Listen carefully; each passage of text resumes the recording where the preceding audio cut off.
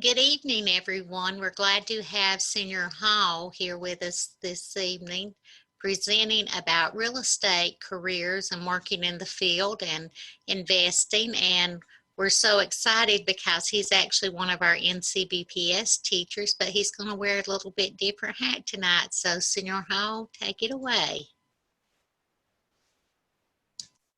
Thanks, Kim, and thanks everybody for coming out tonight. So, couple things about the session before we do get started.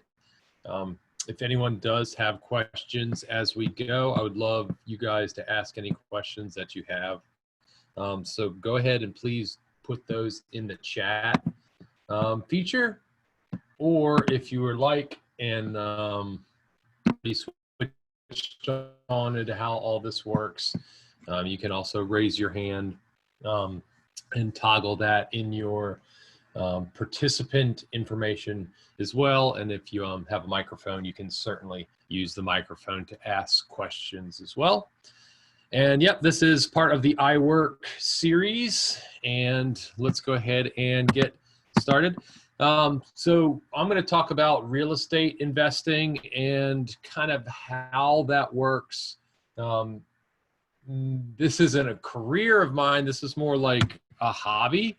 And, but as we're going to see, there's kind of some pretty cool ways that you can make money on real estate and then also hold an investment long term that might pay off even bigger 10, 15, 20, 30 years down the road. So typically, for career type stuff, we'd like to talk about the prerequisites and education required to get into this line of work.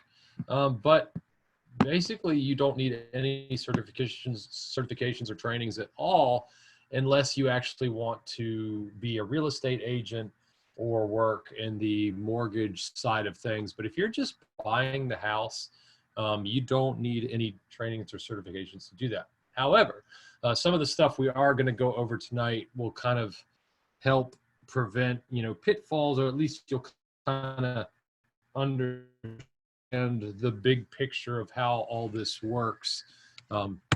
So let me, and is the PowerPoint is it displaying okay for you guys? Maybe just a yes in the chat or something like that. Okay, sweet, as long as it looks good. So yeah, please don't be shy to ask any questions as we go. So what is real estate investing? And in general, that is purchasing a property with the intent to manage the asset to produce income. And that's a little bit different than like you buying a house to live in, because that's not necessarily you trying to make money out of the deal. That's just you needing a place to live, because everyone needs a place to live.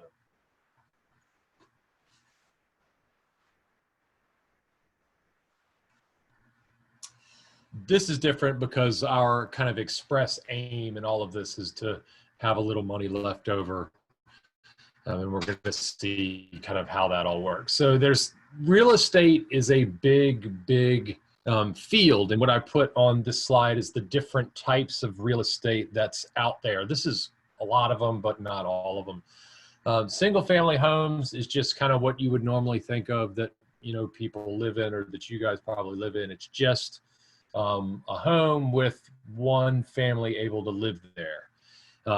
Apartments and multifamily, those are buildings where more than one family can actually live under one roof. So, I don't know if you guys live in single family homes or apartments, but that's, the difference there.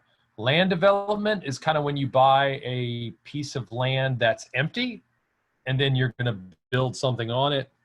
You can build a house, you could build a couple houses, you could build a neighborhood, you could build all sorts of stuff on it if you were so inclined.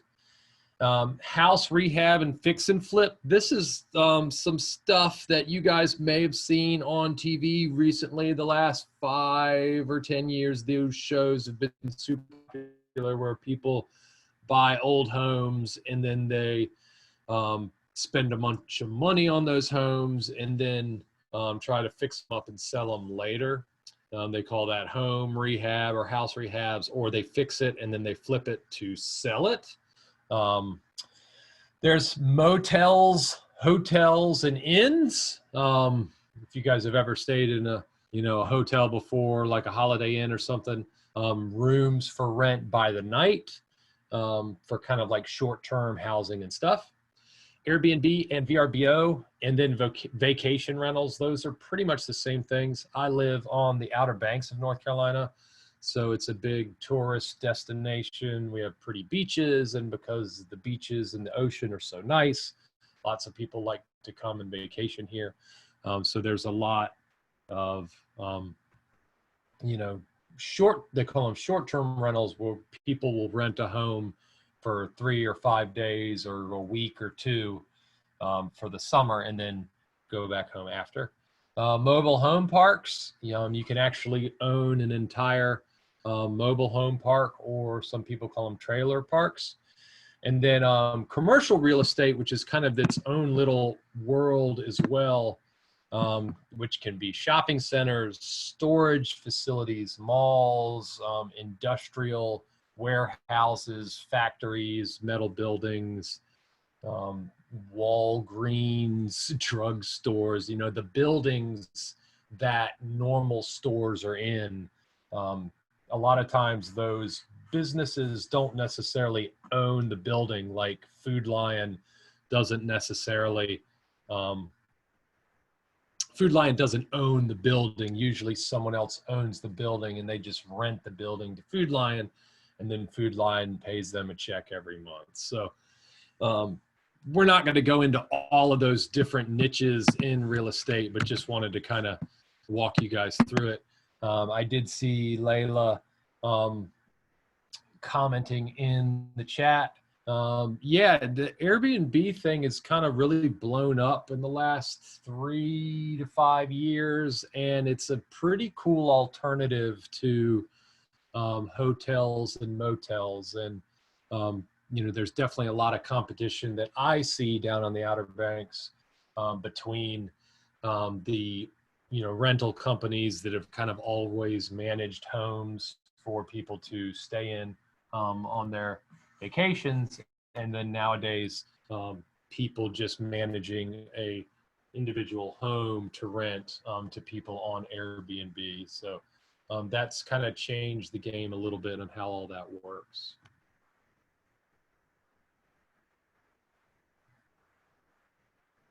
So how does a property actually make money?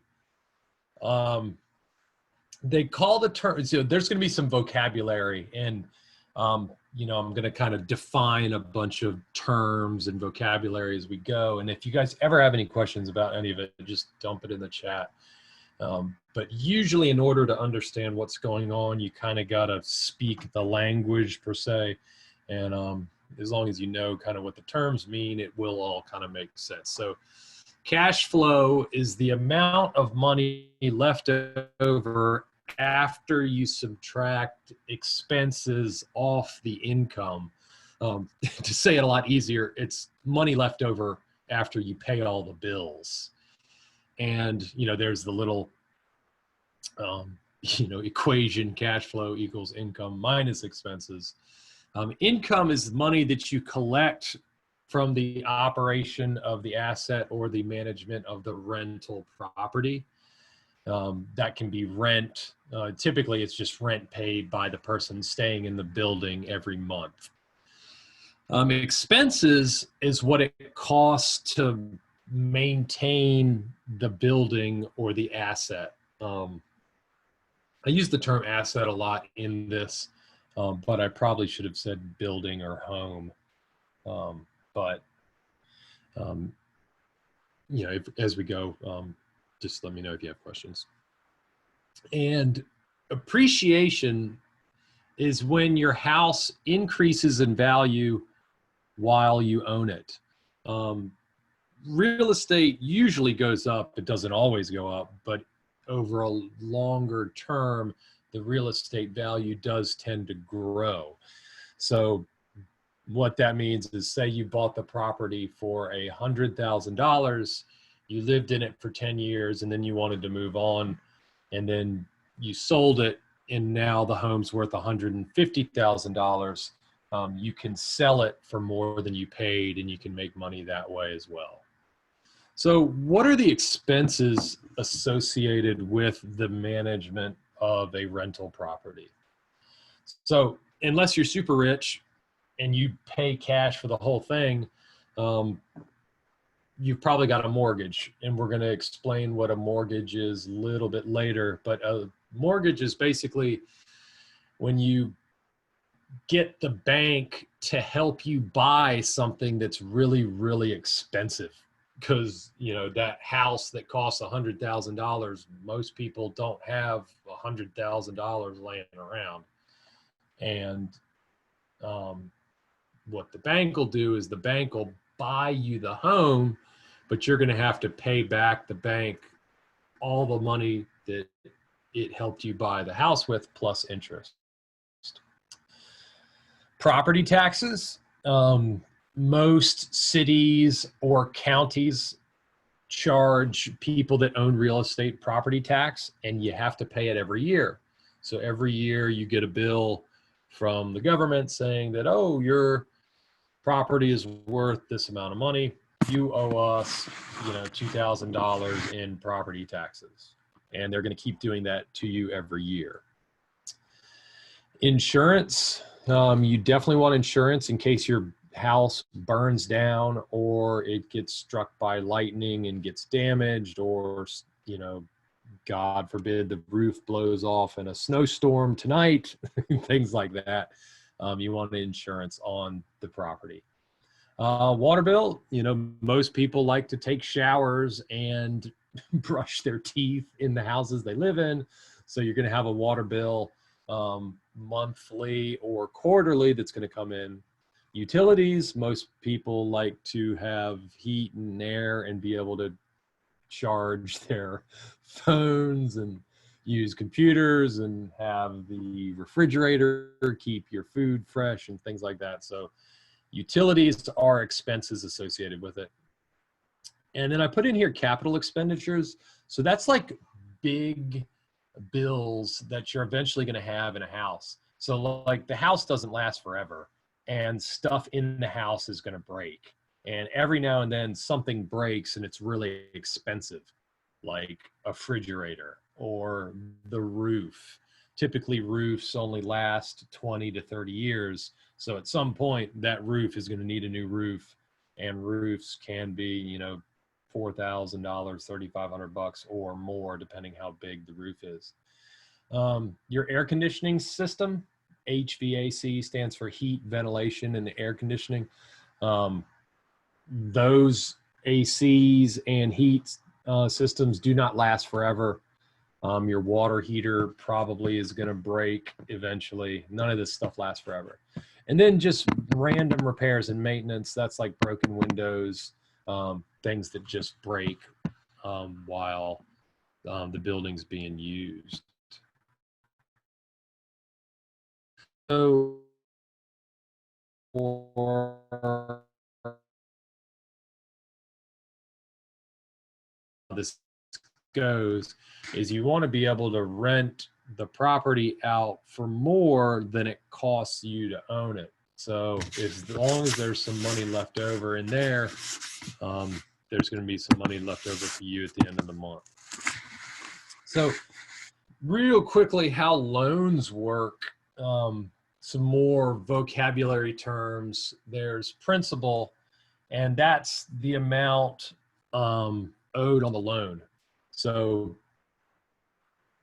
the interest rate is the amount charged by the bank for them to give you the money. So it'd be really cool if the bank was like, yeah, we're going to give you $100,000 and you just give us $100,000 back whenever you get around to it. The bank's not just going to give 100 grand out and get nothing in return. So they charge interest on the money. Interest rates are also charged on credit cards, on car loans, as we see on home loans, things like that. We're going to look at a mortgage schedule here in a sec, and this will probably make a little bit more sense. The term is how long the loan lasts. Most loans in the United States are between 20 and 30 years. So the bank will give you that 100 grand and they're going to be like, you take 20 or 30 years to pay it back. But the term is how long it lasts. And the amortization schedule is the loan payoff schedule broken down month by month. So we're going to check out that really quickly. So all this is kind of hypothetical, but hopefully seeing the numbers real quick will help you guys get a good grasp on how the loan works. So look to the right first. I've got annual interest rate at 5%. How many years I'm going to take to pay it back? There's 20 years. How many payments per year? 12. Usually your mortgage payment is due every month. And the amount that you borrowed is $100,000. So this is a real good way to see how banks make a lot of money. So you can see on the left, I've got something that says payment, I've got something that says principal, and I've got something that says interest. And this thing over here, the balance, that's the amount that you still owe on the loan. So my first payment for my $100,000 loan with the bank is $659.96.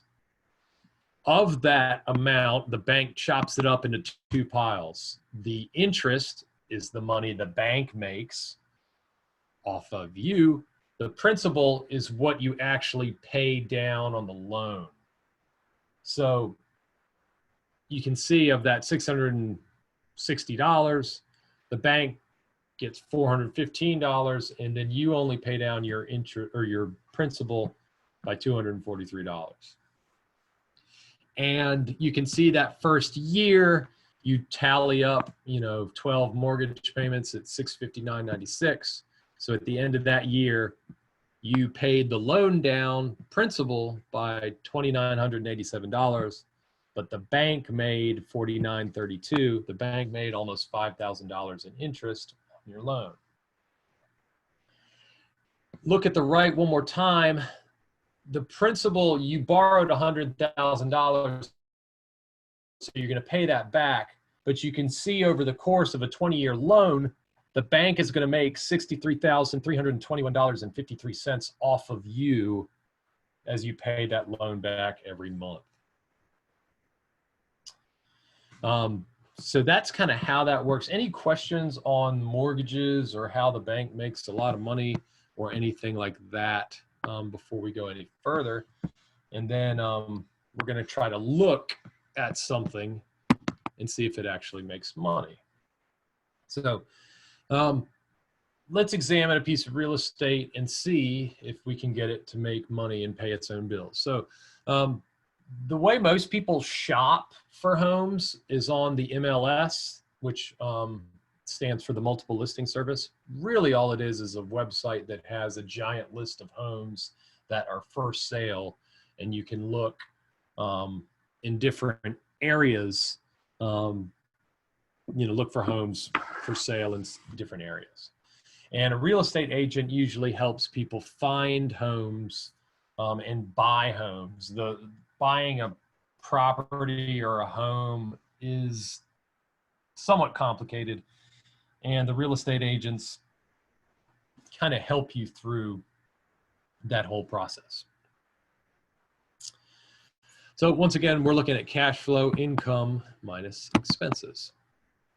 So here's kind of a breakdown of all of the numbers that you kind of want to look at when you're kind of breaking this down. So the purchase price of this house is $100,000. The bank usually is going to give you a loan, but they're going to make you pay something up front. Layla, that's a very good question. I'm going to talk about credit score a little bit after this, but it depends. The better your credit score, the better interest rate they're going to give you, which means you pay less money to the bank. Banks are funny. Like, banks like to lend money to people that they don't think are sketchy. Banks will lend to people that are a little bit sketchy or don't have great credit, but they're going to charge them more money, even though that doesn't necessarily seem fair, because they're more at risk. So there's a bunch of things that go into that, but I can't speak for a bank. The higher, the better. Credit scores don't matter so much if you have a good job. Credit scores don't matter so much if you have a long history of working a good job. And then credit scores don't matter but so much if you can put down a lot of money for the down payment. So those things kind of, as long as you've got some of the other stuff going on, you can definitely kind of help make it a little bit easier that way. So very good question. So the down payment, the banks are usually going to want you to put some money down on the deal. So if the house costs $100,000, they usually like you to put down 20% of the purchase price. That's not always the case, but they like that. And so if the home costs $100,000 and you're bringing $20,000 to closing, really your loan's only $80,000. And then over here in the middle section, we see revenues, and then we're going to look at the expenses. So the rental income, you know, I'm using like basic numbers here, but $1,000 a month is what we can charge to rent out that house. So the house is going to make $12,000 a year, or $1,000 a month. So that's how much money the house is going to make. Now we got to start beating it up, subtracting the expenses. So the first expense in that column is the property tax, $800 for the year. If you divide 800 by 12, you get $67. So property taxes, $800. Insurance, once again, I kind of use like round numbers, but there's $1,000 insurance that you got to pay as well. Maintenance and repairs. Some years things don't break. Some years everything breaks.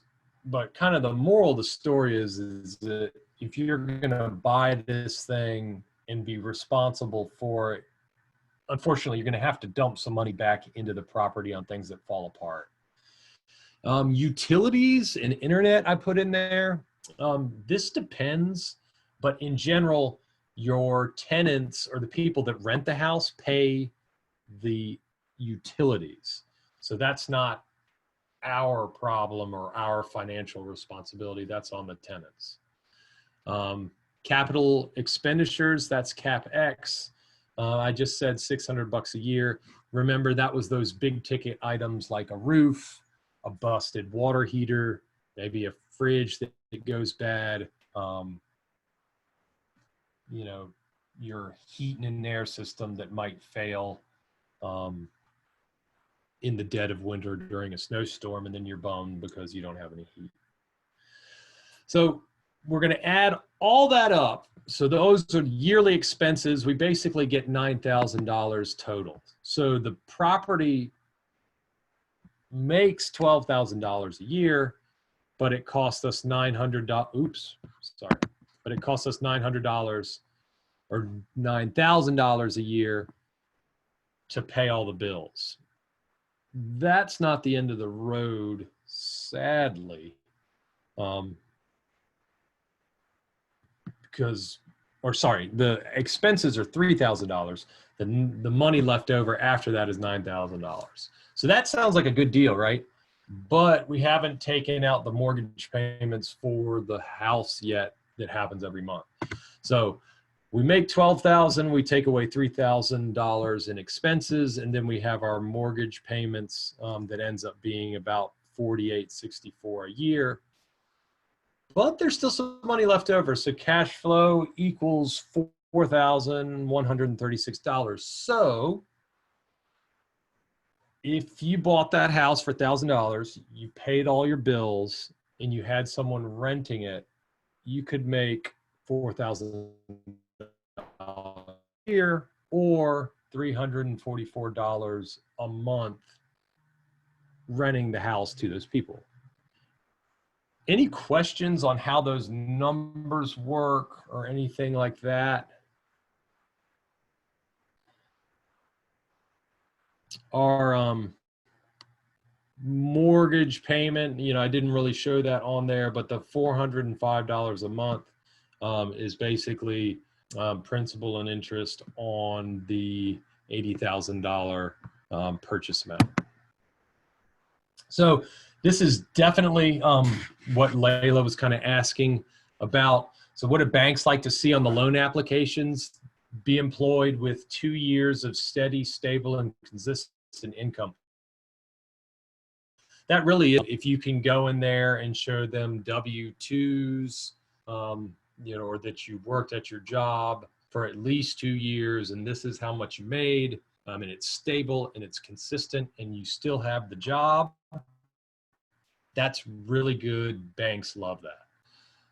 Low debt. Banks also like that you don't have a whole lot of other debt besides the debt they're about to give you when you buy the house. So you don't want to have a bunch of credit cards that are maxed out. You don't want to owe, you know, a $500 a month car payment on, you know, an expensive automobile, things like that.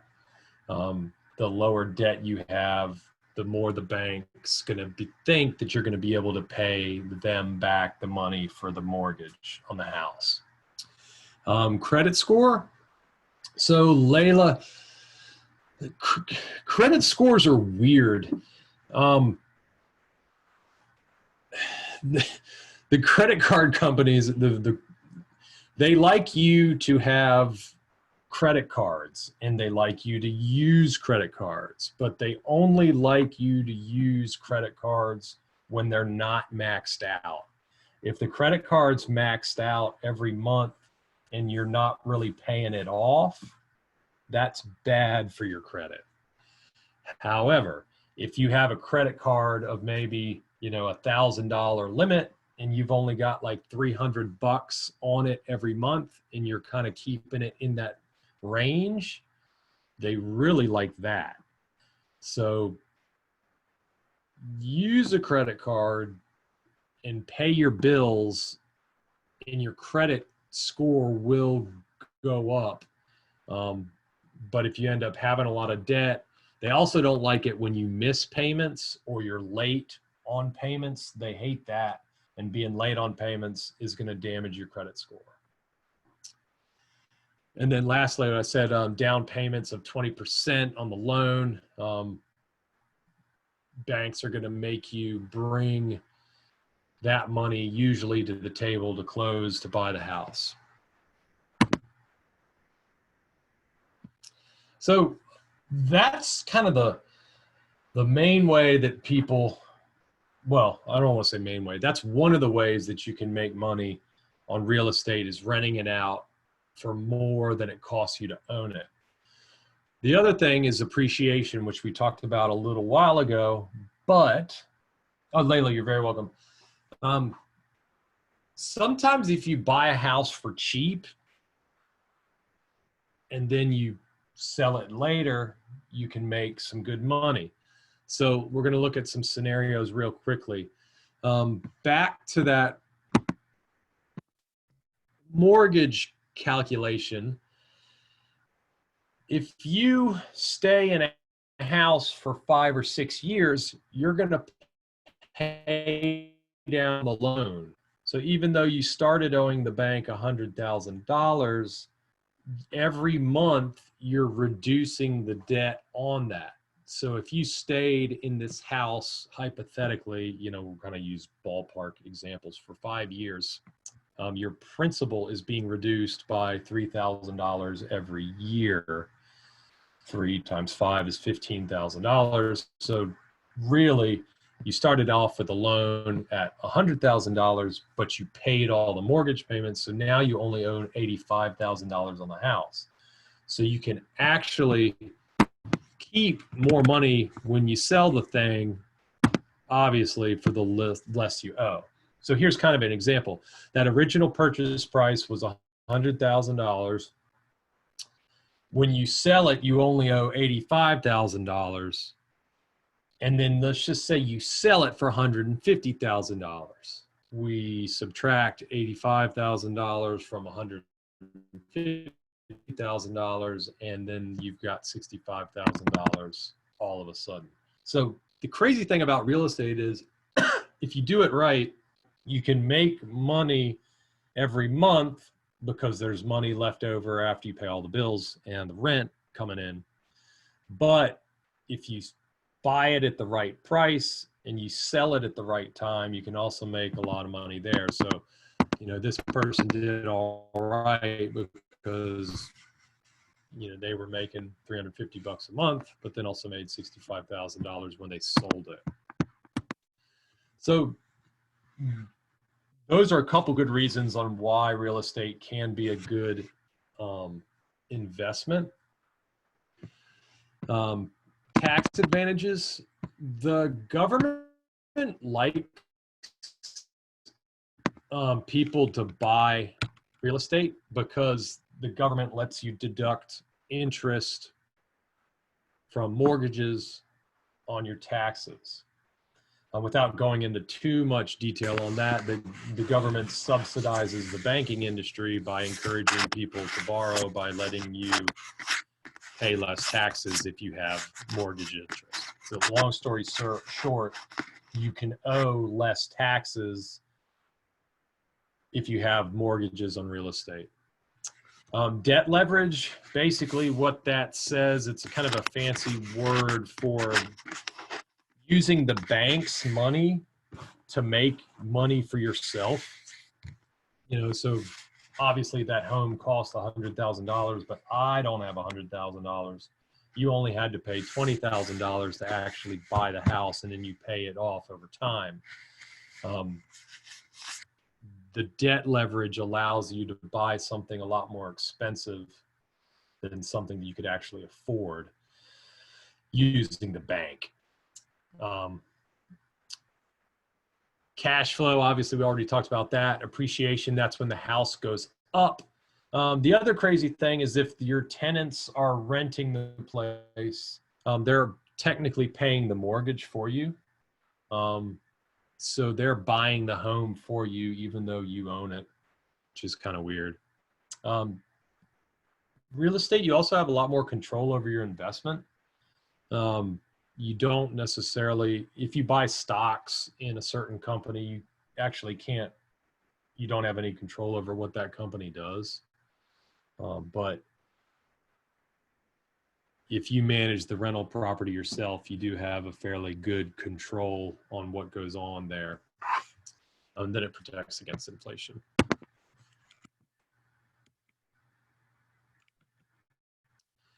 I talked a little bit about the tax benefits of real estate. All of the costs associated with managing the rental property can be deducted from your taxes. Depreciation, without going into too much detail about it, the government makes you depreciate the value of the home over 29 years, I think. And that basically says that the building over 29 years is going to essentially, fall apart, and then they let you deduct that from your taxes. The mortgage interest is deductible. If you make a lot of money on the property, you can pay taxes on it if you want. But if you take that money and use a 1031 exchange, which is something the IRS has in the tax law, to buy another property, you can basically not pay taxes on the money you made. There's a whole lot more details into that, and you obviously should always talk to a tax advisor and an accountant on about any of this stuff. But avoid paying taxes on the money you make on real estate. And then basically all those expenses we talked about earlier, those can be deducted from your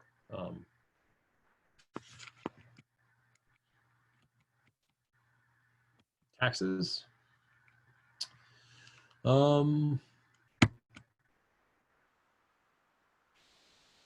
That's pretty much all I had. Sometimes people are like, how can I get started? I put a couple books on there that kind of helped open my eyes to some of this stuff. The Richest Man in Babylon, super quick, easy read, but really good kind of fundamental business book. Rich Dad, Poor Dad also. If you have other questions, you can always reach out to me. I'm going to have my email address on the next slide. But you should just talk to people about it. Maybe talk to parents or people that you know that own houses, or if you ever meet someone that does this, you can always learn so much from other people that are doing this type of stuff. Getting a job and saving money for a down payment on a house is smart. You can check out the website, biggerpockets.com. It's super cool real estate investing site. And then you can check the MLS for homes that you might hypothetically buy, and then try to calculate whether or not the thing's going to make money. So thank you guys for coming tonight. I hope everyone had a great time. I appreciate the opportunity to speak with you guys. There is my email address.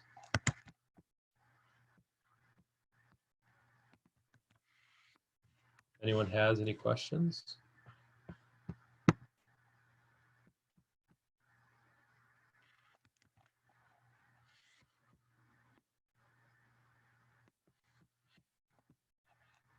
You're welcome. And then if anyone wants to use the wants access to the PowerPoint or whatever, there's a link to it, and you guys can have access to it. So thank you guys for coming tonight. I will stick around a little bit longer. If anyone has any questions, I am going to stop the recording now. If anyone has questions off the record,